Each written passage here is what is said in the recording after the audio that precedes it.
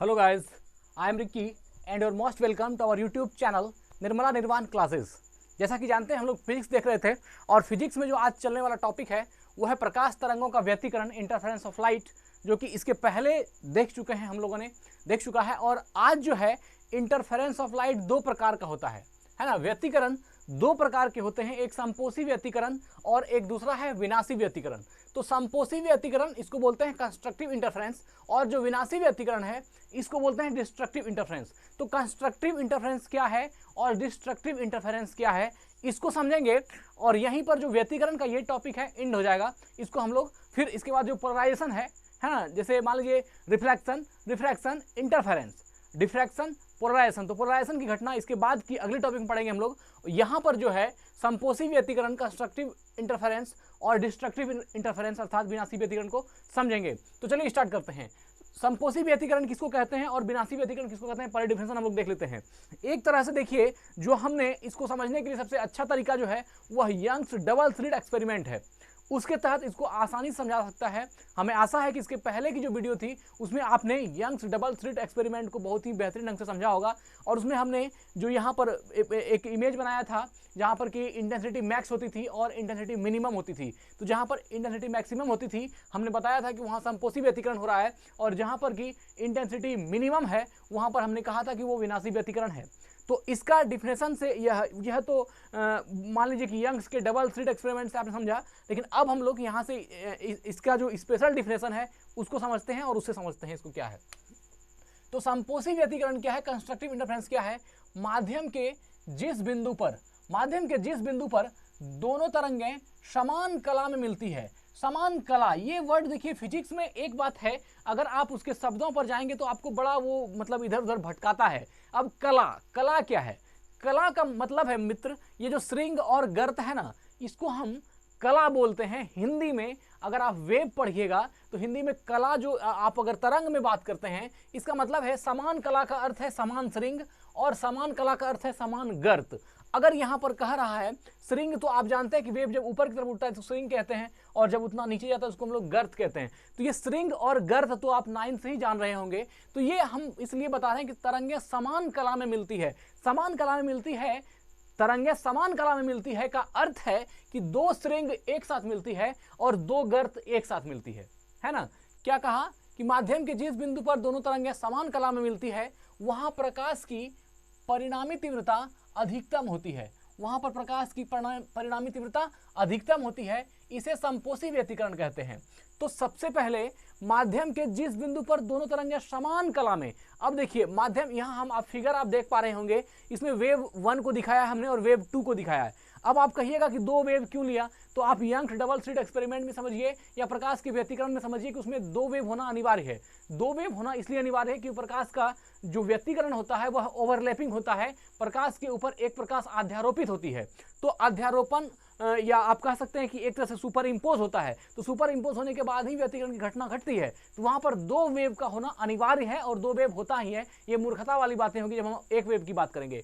तो यहाँ पर दो वेव है, एक वेव 1 और वेव 2। तो दोनों को जब वेव को दोनों को ऐड करते हैं तो आप देख रहे हैं ये दोनों मिलकर के एक बड़ा, यहाँ वेव 1 प्लस वेव 2 मिलकर के एक बड़ा वेव बना रहा है। मतलब क्या, ये वाला श्रृंग और ये वाला श्रृंग मिल करके एक बड़ा श्रृंग बन गया, ये गर्त मिलकर एक बड़ा गर्त बन गया। इस तरह करके जो पहला वेव था और जो दूसरा वेव था दोनों को हमने जब ऐड कर दिया तो ये वेव 1 प्लस वेव 2 यह एक तीसरा वेव बन गया, जो कि इस दोनों से बड़ा हो गया, इस दोनों से डिफर हो गया। मतलब कि वेव 1 और वेव 2 से बड़ा एक वेव बन गया। तो यह एक न्यू वेव बन गया, है ना। और यह जो इसमें समान कला में मिलती है, जो यह बात कहा कि माध्यम के जिस बिंदु पर दोनों तरंगें समान कला में मिलती है वहां प्रकाश की परिणामी तीव्रता अधिकतम होती है। समान कला में मिलेगी तो प्रकाश की परिणामी तीव्रता अधिकतम होना स्वाभाविक बात है। अब देखिए इसको हम कहां पर क्या चीज देख करके हम बोल रहे हैं कि ये होना स्वाभाविक है, इसको आप भी देखिए।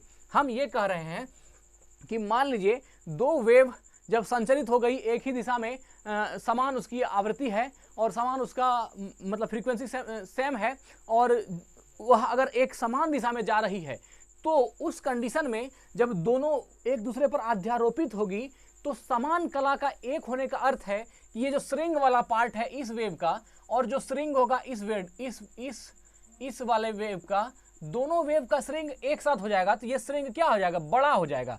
और जो गर्त है वो दोनों एक साथ होगा तो वो क्या हो जाएगा, गर्त भी नीचे बड़ा गर्त हो जाएगा। मतलब आप समझ पा रहे हैं, हम हिंदी में बोल रहे हैं श्रृंग और गर्त, तो आपको समझने में आना चाहिए एकदम देसी भाषा में कि जो दो वेव है, सबसे पहले तो दो वेव चाहिए, है ना। किसी भी चीज का व्यतिकरण के लिए दो वेव चाहिए, क्योंकि प्रकाश का ओवरलैपिंग है। एक तरह से व्यतिकरण क्या है, सुपर इम्पोज है, अध्यारोपित होती है प्रकाश एक दूसरे पर।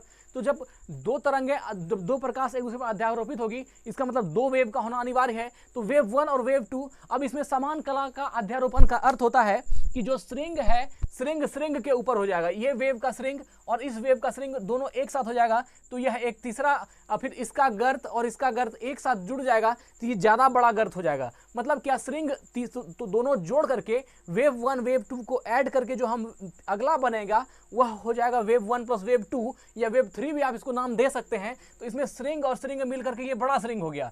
फिर यहाँ पर ये गर्त मिल करके बड़ा गर्त हो गया। मतलब ये वाला गर्त जो था और ये वाला गर्त की जो साइज थी, इस दोनों का मिल करके जो डिपनेस होगी, जो गहराई होगी, वो यहाँ पर हो जाएगी, है ना। और ये वाला श्रृंग जो है और जो ये वाला श्रृंग है, दोनों मिल करके एक नया श्रृंग बना लेगा और इसकी ये लंबाई हो जाएगी, तो ये बड़ा श्रृंग हो गया।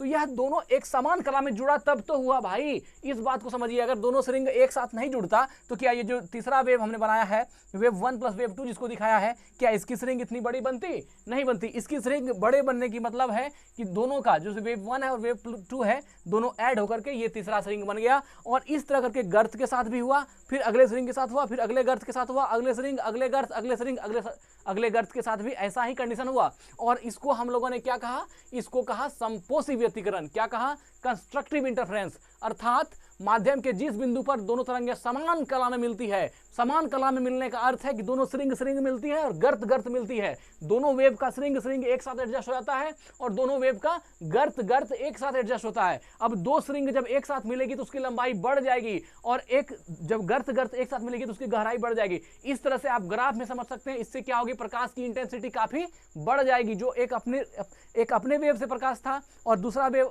का जो इंटेंसिटी था, दोनों अपने अपने में था, लेकिन जब दोनों वेव की इंटेंसिटी एक साथ दोनों कला समान कला में मिल जाएगी तो क्या होगी, दोनों की इंटेंसिटी ऐड हो जाएगी और उस तरह करके एक नया वेव बनेगा। इसको हम लोग क्या बोलेंगे, एक नया इंटरफेरेंस बनेगा। उसको हम लोग कहेंगे कंस्ट्रक्टिव इंटरफेरेंस अर्थात संपोषी व्यतिकरण। ये समान कला का अर्थ अगर आप इसमें समझ पा रहे हैं तो हमारे ख्याल से आप संपोषी व्यतिकरण को बहुत ही बेहतरीन ढंग से समझने में सक्षम है। माध्यम के जिस बिंदु पर दोनों तरंगें समान कला में मिलती है वहां प्रकाश की परिणामी तीव्रता अधिकतम होती है। अब देखिए, जब दोनों श्रृंग मिल करके एक बड़ा श्रृंग बना, यह एक बड़ा श्रृंग बन गया, तो इसमें क्या हुआ, दोनों का परिणामी तीव्रता क्या हो जाएगी, बढ़ जाएगी ना। इसमें कुछ इंटेंसिटी थी, मान लीजिए इसमें इंटेंसिटी I1 था और इसमें इंटेंसिटी I2 थी, लेकिन यहां पर इंटेंसिटी I3 हो जाएगी। मतलब I1 प्लस I2 दोनों जुट करके, मान लीजिए हम नया नाम इसको I3 दे दिए, या फिर आप इसको I1 प्लस I2 भी लिख सकते हैं, कोई दिक्कत नहीं है। हमने इस दोनों के ऐड को एक नया नाम I3 दे दिया, तो ये इसकी जो पहले की इंटेंसिटी थी और जो दूसरी तरह की इंटेंसिटी थी, दोनों इंटेंसिटी ऐड हो गई और एक तीसरी इंटेंसिटी बन गई, जिसको हम लोगों ने क्या कहा, इसको कहा संपोषी व्यतिकरण, है ना। तो इसी तरह यह जो एक साथ होगा तो संपोषी व्यतिकरण होगा। और अब बात करते हैं विनाशी व्यतिकरण का, डिस्ट्रक्टिव इंटरफेरेंस का। माध्यम के जिस बिंदु पर, देखिएगा डेफिनेशन, माध्यम के जिस बिंदु पर दोनों तरंगें विपरीत कला में मिलती है, विपरीत कला में मिलती है, वहां प्रकाश की तीव्रता न्यूनतम या शून्य होती है। इस प्रकार के व्यतिकरण को विनाशी व्यतिकरण कहते हैं। एकदम आसान सा सवाल है। ये श्रृंग है और यहाँ पर ये गर्त है। अब बताइए, अगर वेव 1 और वेव 2 को ऐड करेंगे तो ये श्रृंग ऊपर है, ये गर्त नीचे है, क्या यहाँ पर तीव्रता आपको बढ़ता हुआ दिखता है प्रकाश का? कभी नहीं दिखेगा। यहाँ का ग्राफ क्या होता है, ये श्रृंग और ये गर्त एडजस्ट हो जाएगा और ये क्या हो जाएगी, एक सीधी लाइन हो जाएगी, अर्थात यहाँ पर इंटेंसिटी 0 हो गई। जो यहाँ पर तीव्रता थी और वो यहाँ पर गर्त में आकर के क्या हो गई, वो माइनस हो गई, और ये तीव्रता जो इंटेंसिटी यहाँ पर थी, मान लीजिए I1 और यहाँ पर कुछ इंटेंसिटी थी, तो ये इंटेंसिटी क्या हो गई, I1 I2 हो सकता है, ये ज़्यादा हो, ये कम हो, ये कम हो, ये ज़्यादा हो, या फिर दोनों बराबर भी हो सकता है। अगर हम दोनों को बराबर मान लें तो इसमें क्या होगी, जितना श्रृंग इधर गया उतना गर्त यहाँ हो गया। अगर दोनों को ऐड करते हैं तो बराबर क्या हो जाएगी, इंटेंसिटी 0 हो जाएगी, और इसलिए इसको क्या बोलते हैं, डिस्ट्रक्टिव इंटरफेरेंस।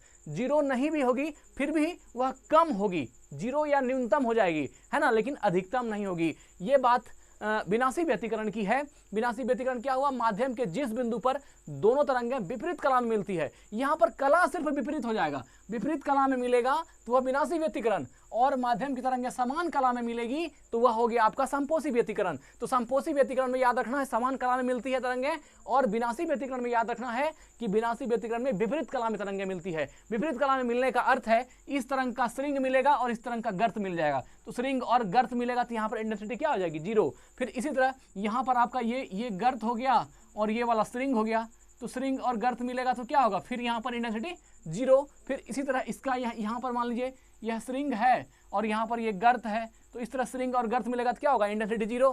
फिर यहाँ पर ये गर्त हो गया और यहाँ पर ये श्रृंग हो गया, तो इस तरह करके क्या हो गया, यहाँ पर इंटेंसिटी जो ऐड हो गई साथ में, तो यहाँ पर क्या हो गई, वेव 1 प्लस वेव 2 की जो इंटेंसिटी मिलेगी वह 0 हो जाएगी या फिर न्यूनतम हो जाएगी। अगर मान लीजिए I1 बड़ा है I2 छोटा है तो घट के कुछ भी होगा, लेकिन यह इस दोनों से क्या हो जाएगा, कम हो जाएगा। तो वही कहा विपरीत कला में मिलती है वहां प्रकाश की तीव्रता न्यूनतम या शून्य हो जाती है, या तो न्यूनतम हो जाती है या फिर शून्य होती है। इस प्रकार के व्यतिकरण को विनाशी व्यतिकरण कहते हैं, और इस प्रकार के व्यतिकरण को हम लोग क्या बोलते हैं, डिस्ट्रक्टिव इंटरफेरेंस कहते हैं। अब बताइए मित्र, कहीं कोई दिक्कत है? हमारे ख्याल से ना तो आपको समपोषी व्यतिकरण में दिक्कत है और ना ही आपको विनाशी व्यतिकरण में दिक्कत है। अब एग्जाम के पॉइंट ऑफ व्यू से दोनों को देख लेते हैं, बहुत फंसाता है इसमें, ध्यान रखिएगा।